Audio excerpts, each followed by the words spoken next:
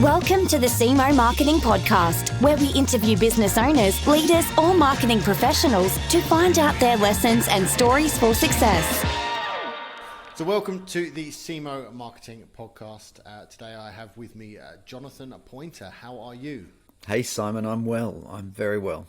Good. Now you're the Managing Director of Streaming House. Do you want to give us the quick elevator pitch as to what the hell Streaming House do out there in the world? Yeah, look, streaming is one of the most, the fastest growing and most effective forms of content that business can use. And we kind of saw that coming in 2018. So took some of the video resources that we had in our digital agency and set up a specialist company for live streaming. Okay, so as you said, there's been a massive growth in it, especially with COVID and things like that. It's just, there's been an explosion in people wanting to stream content. Platforms like Twitch, I guess, have really helped contribute to what you guys are doing. It's sort of where it began, or just Twitch was about the second platform for live streaming, and it's sort of where streaming as a phenomenon started. It's interesting. About a month ago, I had to write an article that is the evolution of live streaming, and Twitch was a really big part of that. I'll go straight to a question that I would probably normally ask at the end, but now we've just talked about Twitch. Where do you see that evolution occurring? I mean, we're in 2021 now. We're reaching the end of 2021. What can you see in the future that perhaps we as normal people can't see? What do you think is going to be the end result? Look, this answer is going to be part hope and part reflection. One of the things I've seen over the last 2 years particularly is that gap between physical contact with brands. We go into stores, we go to conferences, whether it's B2B or B2C, that gap between the physical and the digital world. Here are our slick ads, here's our slick website, here's our slick social. The gap has been getting closer and closer, and as a streaming advocate, everything we do is kind of designed to try and bring that gap closer and closer. COVID and all the lockdowns that have happened over the last couple of years, that's sped that process up a hell of a lot. Big conferences now have to be live streamed and virtual, and that's where businesses are starting to use it. But there are smaller, more bleeding edge companies that are starting to look at really clever ways of mixing that physical space with that digital space, bringing it together and having consumers operate in either, and even crossing the line sometimes. So, where it's going is anyone's guess, but it's going to be exciting. We think it's going to be really exciting. Yeah. And I guess the interesting thing with Twitch, I mean, Twitch isn't particularly old itself, is it? When was that founded? I couldn't tell you the year, but it's maybe 10 years. Okay.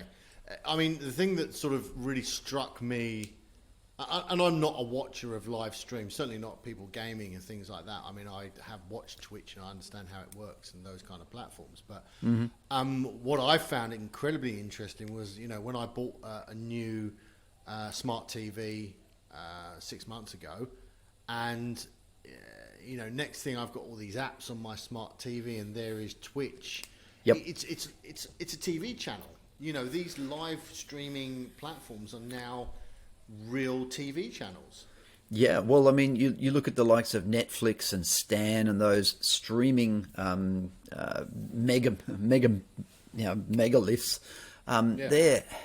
They're where it started, but then there's this other end that Twitch has sort of started, and now there are other platforms coming on. And of course, when you've got digital TVs, it's very easy just to have that as an additional channel. Yeah. Do you think that's where Netflix will be going? Back into the live. I mean, I know some of these streaming channels are now doing live sports as well, but that's which is kind of almost back to where we all started from. But do you think Netflix will be signing up, influencers or streaming influencers? I don't think Netflix will be. Yeah, I don't think Netflix will be, but I know that brands will be.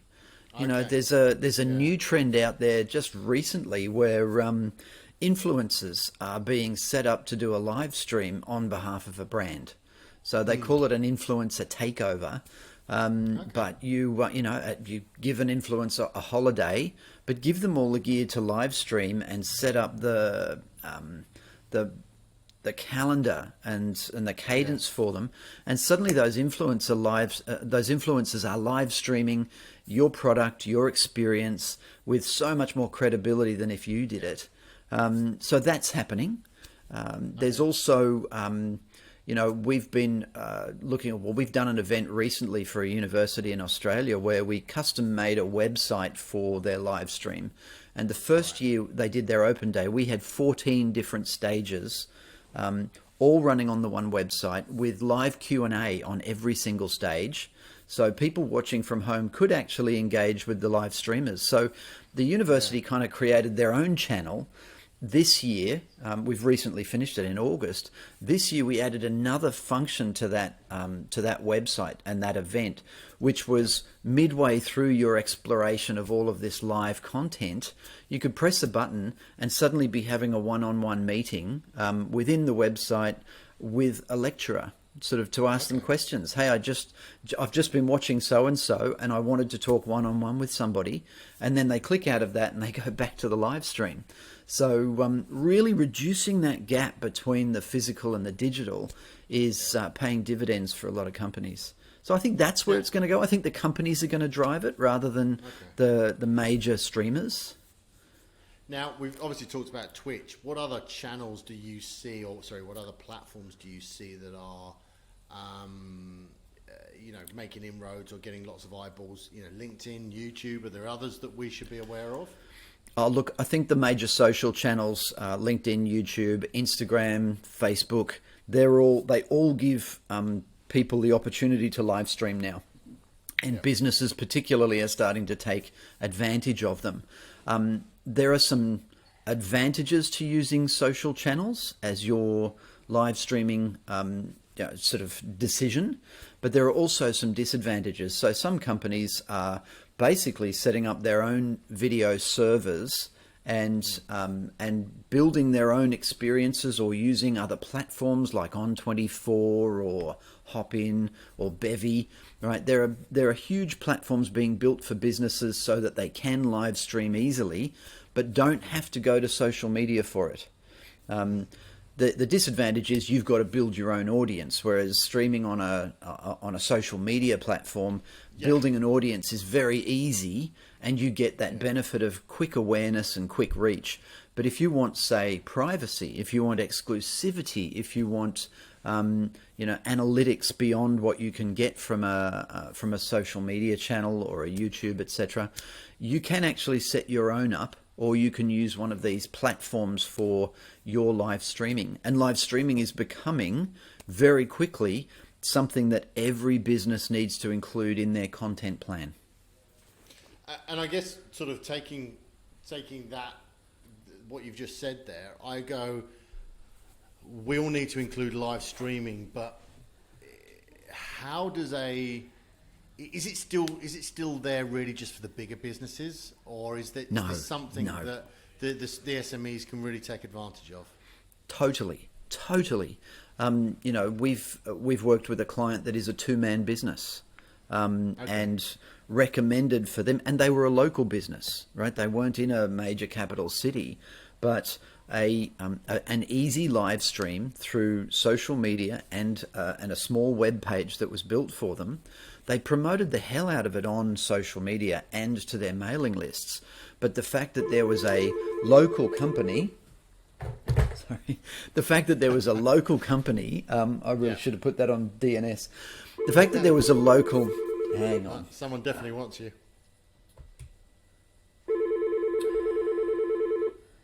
This thing hasn't rung for 2 days. It's always the way. This is a Nimbler call. Now, I was going to say, just start that sentence Done. again and we'll... Done. Sorry about that. It's on Do Not Disturb now. Hey, it was a small local business, and they promoted their live streams to a local audience, right? They gave themselves, they just got themselves guests to talk to. It was half an hour every second Thursday, one camera, one operator, and as long as they did it every 2 weeks, over a period of 5 months, they built an incredible following. And it gave them the reach and awareness that we knew that they needed in their area. So, I mean, again, size of business is potentially irrelevant. Do you think it works better for certain industries, or That's a really good question. I actually don't know the answer to that, because we take every industry that comes to us, or every company that comes to us, as a different custom case. But those B2B, particularly B2B marketers and brands, I think it is more immediately useful for conversion, whereas B2C, you've got different dynamics playing. So for B2B, being thought leaders, interview panels, tutorials of your product, those sorts of things done live, where you've got interactivity, other business people can ask questions. You really are. You're bringing them so much closer to that moment of conversion that it's a fantastic tool. So B2C, I've seen it work well there as well. I don't know that there is any industry that it doesn't work for. I haven't seen it work for mining yet, but we've done a live stream panel discussion for an environmental consultancy who work with mining all the time, and it was incredibly successful for them. And is this the sort of thing, I guess I want to get into now the equipment, because that's the sort of technical side of things, because people are sitting there going, right, well, I want to do this, I want to have a go at this. What do they need from an equipment perspective? Because we got our LinkedIn approval for LinkedIn Live 2-3 months ago, and then when you look through all the specs, you need this little thing to plug into your computer, and you're just like, all of a sudden it gets a bit complicated. So I was always a bit fearful. Is that kind of going to, scare people off? Yeah, look, first let me, a caveat. I'm not a technical person. I'm a marketer, right? So I have technical people that do this for us. I've got a technical lead. I have picked up a bit over the last few years, though. Yeah. And look, for some social media channels, you can do a live stream using your iPhone, right? It can be done, right? Okay. You want to watch for quality, and you want to make sure that you're not reflecting on your own brand in a way that you didn't expect to. So you're right to pause if it looks complicated. But, bottom line is a camera, a microphone, and a switcher, which is about $450 worth of equipment, and a few tutorials, and you can actually be on your way. It's not that expensive. We have huge clients like Adobe and Macquarie University that obviously we use the bells and whistles for. But we have a lot of smaller clients too, where we do literally take one person, one laptop, one camera, and a switcher, and we're streaming away for them. So, it's not a breeze, but it also isn't that difficult either. And again, you touched on earlier about content, it being, you could be tutorials and things like this. I guess, I always tend to use the famous Jerry Seinfeld quote, the fact that he believes there's no such thing as an attention span. And I'm going to paraphrase what he says here. He sort of says that, if you're entertaining people, there is no such thing as an attention span. They'll watch for hours. I guess the danger is that there's a danger that you could be talking about something on a live stream that you find interesting that not necessarily everybody else finds interesting. So true. It's like any content. You've got to pick your mark. One of the things we do recommend to a lot of companies is get a good host, right? If you've got a budget, get a good host. If you've got one within your organization, great, use them. make sure you rehearse them, but always make sure that that host is ready to move things along, to rescue something if it's going down a rabbit hole. You know, there are skills involved in hosting a live discussion, just like there are skills involved in creating content on any platform. One of the great things, there's a couple of things about that though. One of the things about live streaming is the trust that it engenders for a brand, right? Our consumers are used to getting really slick messages all the time because we as marketers prepare them carefully, right? Yeah. But you get on a live stream and you fluff something, right? That's called authentic.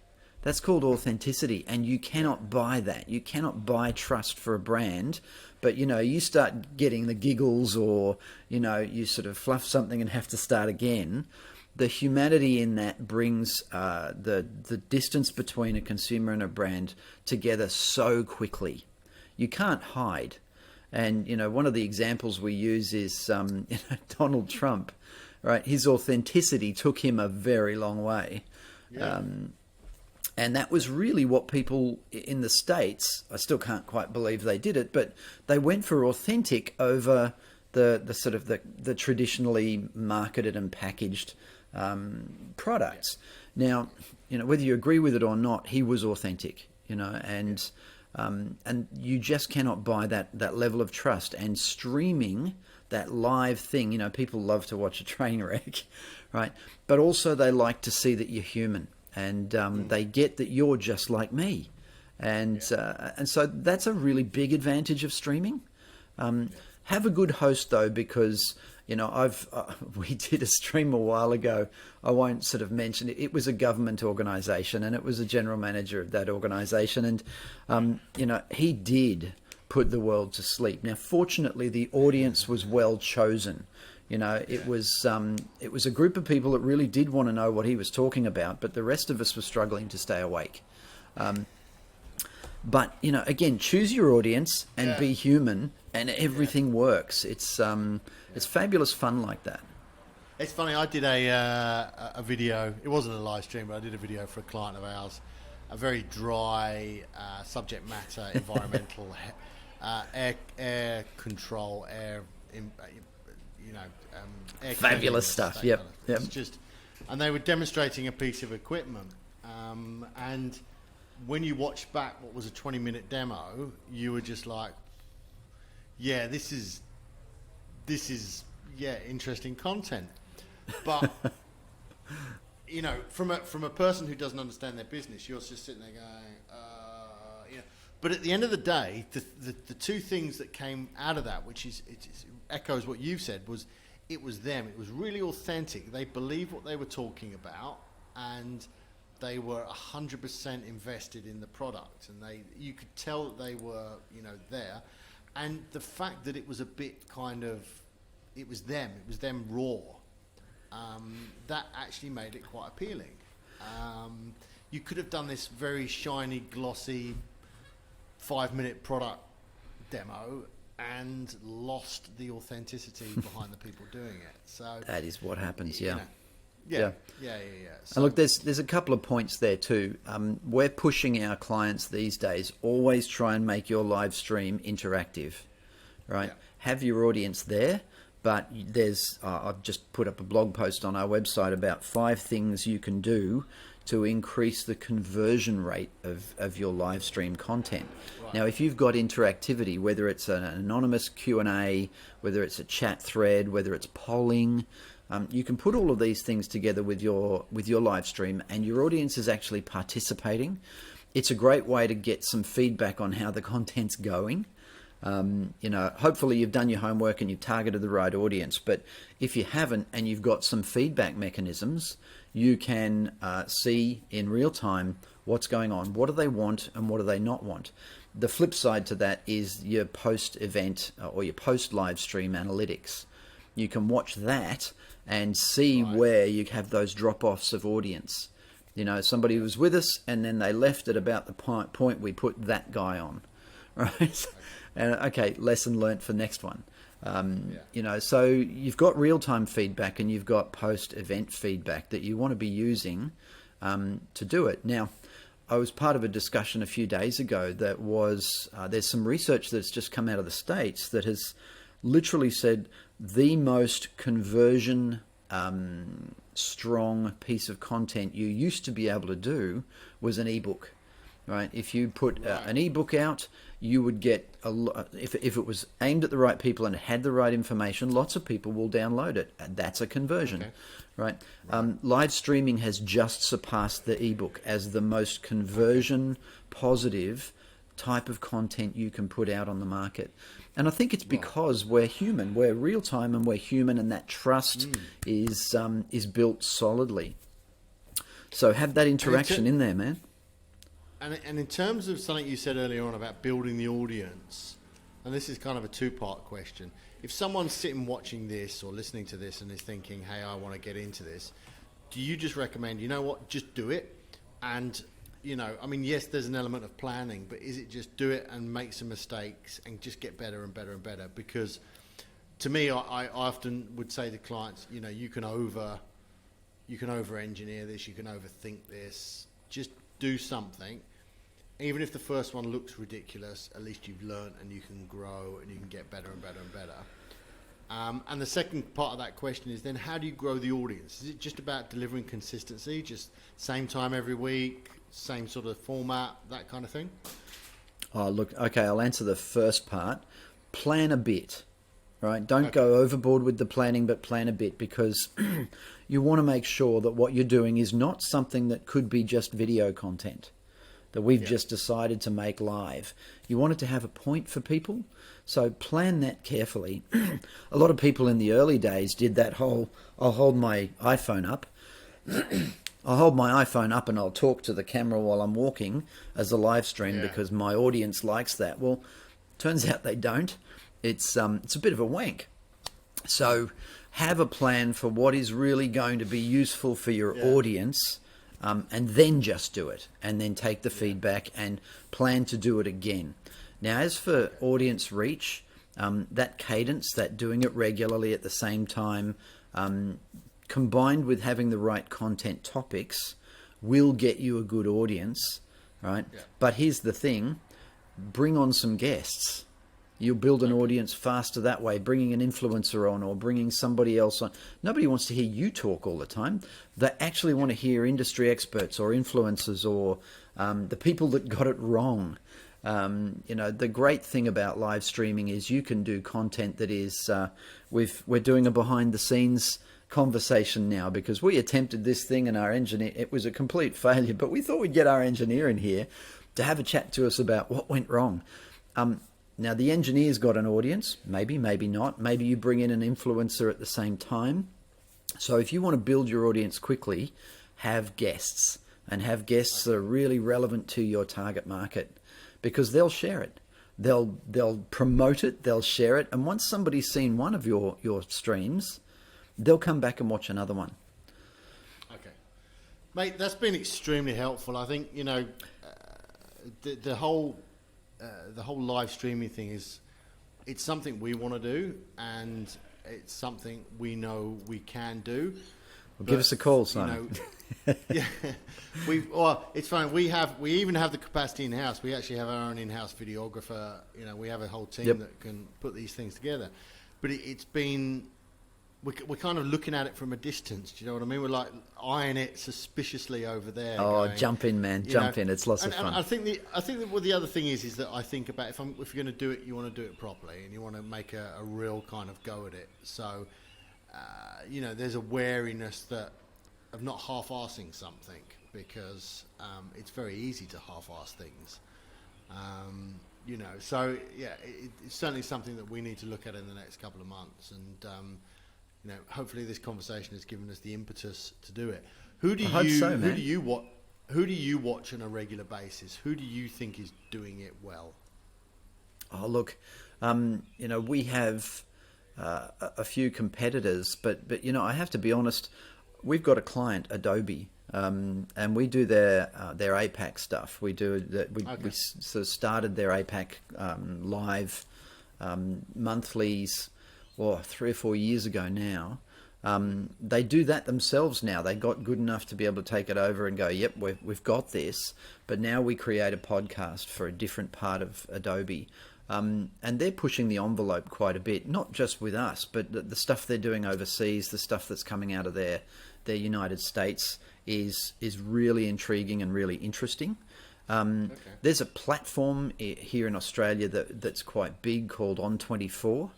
Now On24 is a streaming platform service provider. So if you've got a conference and you want one place where you can have all the bells and whistles and you don't want to build your own website or your own customer experience, they have a platform you can use, and it's already got a lot of the functions and features built into it.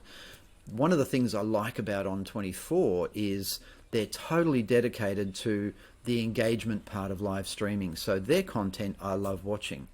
You know, there's a degree of professional jealousy, but you know what? They're clever people, and I just love the stuff that they're doing.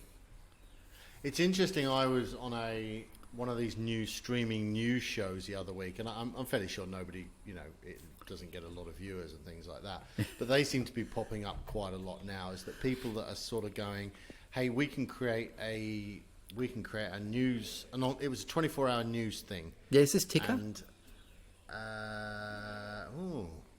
maybe it was. Mate, I can't actually remember the name of it. But there are a few of them up there now, and they're sort of trying to find their space in, the marketplace. Maybe it was Ticker News. Let me have a look. They're giving it a red hot go. Yeah, they are. Do you know, I have seen Ticker News. It wasn't them, but it was something similar to them. Yep. And I guess that's where it could go. And if you could sit there and say, there's no reason that you couldn't create something like Ticker News for your industry, like specific stuff. I mean, there's a lot of work there. But, that's right. Look, I mean, it's you can cut this if you like, but I'm a mad football fan. English Premier League, Serie A, you name it. I'm into football, and I'm a coach. I actually bumped into a mate of mine who was the CEO of an accounting company a couple of years ago. Every time we see each other, the football banter comes up. Poor bastard's an Arsenal fan. I went to him just before the 2018 World Cup, and I said to him, look, crazy idea, but life's too short. What do you think about you and we turn my boardroom into a studio, a bit makeshift, but we'll do it. We'll put one camera up, and every day for the whole 30 days of the World Cup, you and I do a video show about what happened, in the last 24 hours. And it's just, you're a referee, I'm a coach, we're two middle-aged men from Newcastle, it's got all the sort of makings of a complete flop. But we had a lot of fun with it. We put daily gags and things in it. We started that for us rather than anybody else. But by the time we finished, we had a few thousand followers and some sponsors. Wow. And it was, just two blokes sitting there doing, buffy stuff about footy during a World Cup. The thing was called Putin Football First. And we've actually had people pushing us to make it a podcast. We're getting ready for Qatar next year. So we had a lot of fun, but it gained a following. It was the authenticity of it. So it's very easy if you kind of just concentrate for a little bit and set things up. We had $250 worth of lights in the boardroom. We had one, Canon camera. It wasn't that big a deal, but we would get together every morning. By the end of it, we were sick as dogs. We were exhausted. But we got some great guests as well. We had some really good guests come on. So we did that more for fun, but it really showed how easily and simply a special interest live stream or content can take off because of that authentic, nature. Yeah. All right. Well, look, if anyone wants to reach out to you, Jonathan, what's the best way of getting hold of you? Hey, streaminghouse.com.au is our website. You can find me on LinkedIn, Jonathan Poynter. Yep. Look, we're talking to companies and businesses all the time. Not everyone goes ahead, but we're more than happy to chat to them and give them advice as well. Cool. Awesome, mate. Thank you very much for your time. Hey, Simon, thank you, man. That's given us the kick up the arse that we need. I'll call you in a week. Make sure you're doing it. And I guess my final question is, who do you support in the Premiership? Oh, look, this I am actually a long-standing Ipswich Town fan, so I'm nowhere near the Premier League at the moment. We're down in probably won't be for a while. Yes, in League One. That said, I do follow coaches. Being a coach myself, I'm fascinated by football coaching. So Pep Guardiola, Thomas Tuchel, and Jurgen Klopp really fascinate me. Okay. All right. Well, I'm a Spurs fan, so thank God you didn't tell me you were an Arsenal fan. That's. Yeah, well, a Spurs fan and an England fan. I've suffered, I've suffered for 40 years now, and I'm just. That's used right. to it. Oh, look, I feel for you, man. I am an English. Yeah. I am a fan of the English team, and unfortunately, I'm married to an Italian. Yeah. So we're still getting over that small event about a month ago, but we'll get there. Mate, thank you very much. It's been lovely to talk to you, and have a good rest of your Friday and your weekend as well. You too, man. Well done.